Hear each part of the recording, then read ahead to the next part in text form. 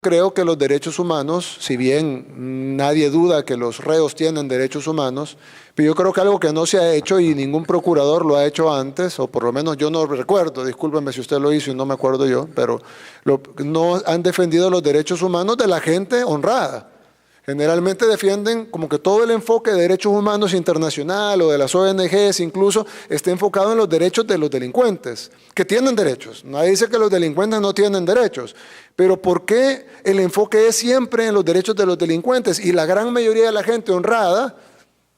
nadie le importan sus derechos. En este país pasamos 30 años siendo acribillados, asesinados, renteados, violados, extorsionados, amenazados,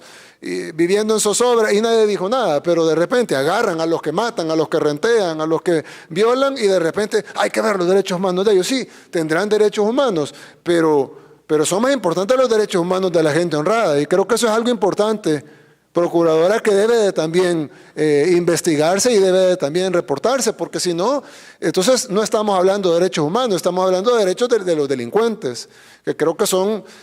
dos cosas distintas. Derechos humanos son todos y los derechos y las personas que no tienen sus derechos restringidos son las personas honradas, porque los otros tienen derechos humanos pero tienen derechos restringidos. Por ejemplo, no tienen derecho al voto, no tienen derecho a la actividad económica, no tienen derecho a la libertad.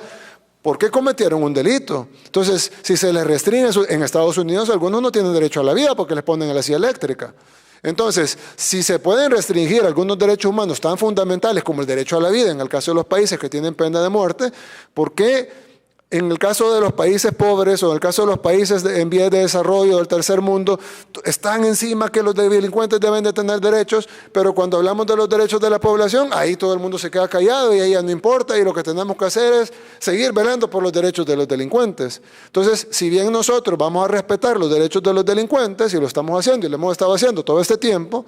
pero nuestra prioridad va a ser los derechos de la población honrada, que son los que no tienen sus derechos restringidos porque no cometieron delito.